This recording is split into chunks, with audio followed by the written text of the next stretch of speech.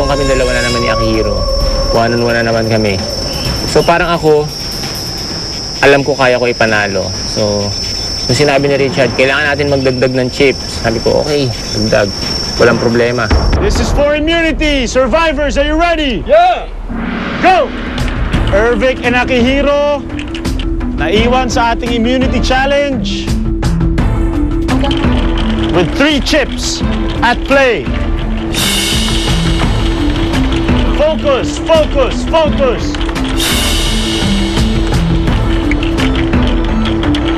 Kamunti ka na malaglagan ng chips si Ervic, kinakabahan. Akihiro building a pace.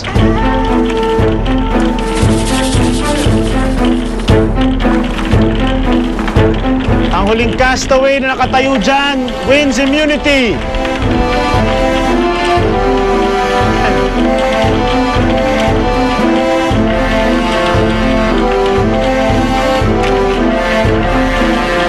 Naiwan tayo sa dalawang lalaki na sina Ervic at Akihiro.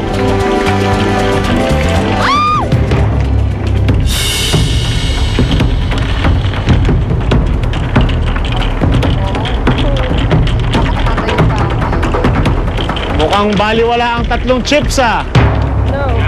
Gawin kaya nating 4. Sobrang kabisaan, alam ko na yung gagawin ko. Sabi ni Richard, magdagdag pa tayo ng isa pang chips. So medyo nagyayabang ako, pero sa sarili ko lang, bumubulong ako na sabi ko, sige, magdagdag pa tayo. Parang, kasi feeling ko kaya ko hanggang 5 na chips.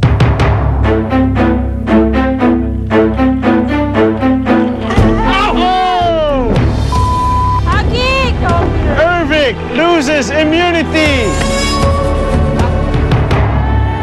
Sobrang nakakapanghinayang kasi wala akong ginawang mali dun sa pagsalo. Yun nga lang, bumangga, dun siya tumama sa chip mismo. So,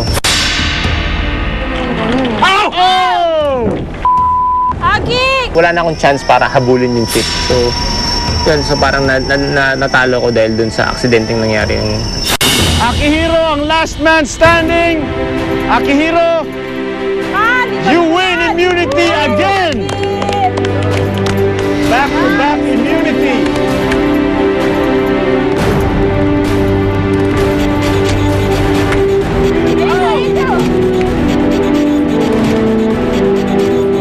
Feeling ko si Ervic feel of course frustrated kasi he lost many times already for me, so he feel of course frustrated. And the last time now this game he got really pissed and he throw something very, so whoa, come on, control yourself, not it's just a game.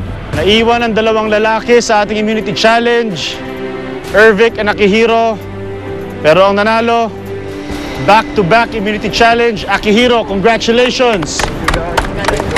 Ikaw ulit na magsusuot nito.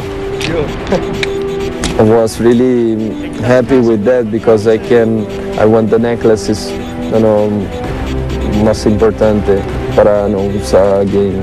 Ligtas ka sa Tribal Council. Ang iba sa inyo, 1 o 2 ang matatanggal sa Tribal Council tomorrow.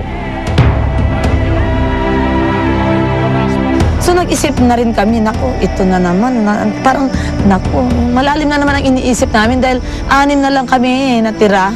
Tapos kung may matanggal, kung maging double, 4. So wala pang pressure, pero ang isip ng bawat isa, malalim na. Tandaan ninyo, marami pa kayong oras para hanapin ang immunity bracelet sa camp. Kailangan maging matyaga kayo sa paghahanap. For now, head back to camp.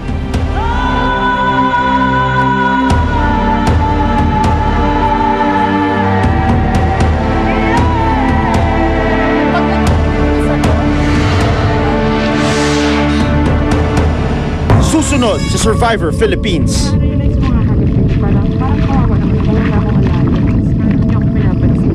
Ano ka, Michelle? Ikaw ba yan? Hindi.